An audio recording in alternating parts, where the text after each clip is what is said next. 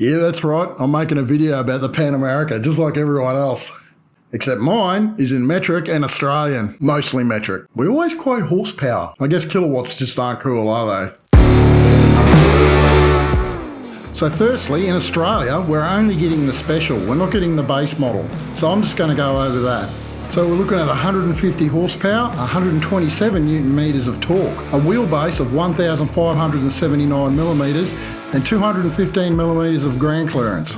A seat height of 848 millimeters, that's a little bit variable, which is weird but cool, and a 21.1 litre fuel capacity. Front and rear suspension travel is 190 millimeters, and the weight, wet, 253 kilos.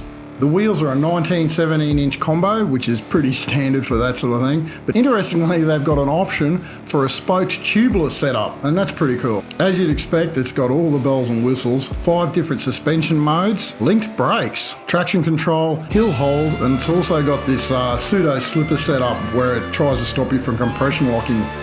It's got the as expected TFT screen with Bluetooth. I think it's 6.5 inches. So how does it stack up with the competition? Not too bad actually. The specs are looking pretty good. The fuel tank, well, yeah, it could be bigger, but I'm always saying that. I'm the guy with the super tanker. Suspension travel is a little bit disappointing. It's pretty close to the mark. It's about the same as a Super Tenere. So yeah, it's less than a 1290 KTM Super Adventurer R, which is kind of not surprising, and it is less than a BMW Adventurer, which is, yeah, it's a bit of a surprise actually to me. I would have thought they'd go to at least equal that. The weight, to be honest, is pretty good. Lighter than the BMW and surprisingly lighter than a Super Tenere, which is pretty good. Now, as for price, so apparently in Australia it's going to be $32,000. You can get a BMW R1200 GSA for $28,000, and I've seen brand new KTM 1290 Super Adventurer Rs for $26,000. So yeah, the specs actually look pretty good.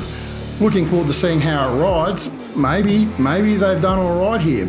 Maybe they haven't. As usual, the big problem's going to be the dealer network, I think. I had a friend that worked for sales at Harley Davidson down in Brisbane a few years ago, and she told me that when they had the Buells, they really sort of didn't push them. A lot of the sales guys were really not interested in selling them.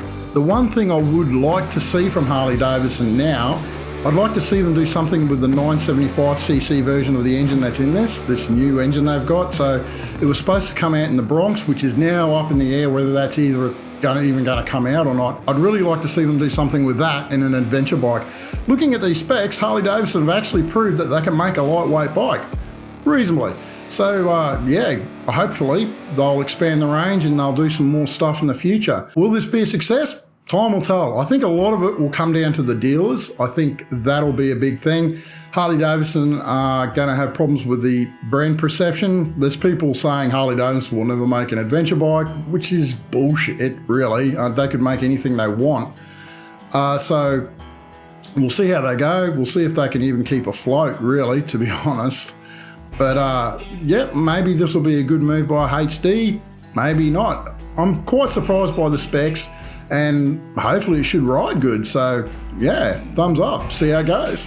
Look, I'm not going to go into the whole Harley Davidson thing too much because there's no reason why they can't build a great adventure bike. Brand perception is going to play a big part here, and quite frankly, they've made a premium bike when maybe they should have started it in a different direction, but we'll see how they go. Another interesting thing is apparently they're also coming out with a line of gear, so you know what, that actually isn't a bad thing. We'll see how that goes. Hopefully they'll come up with some new products, and hopefully it doesn't look stupid.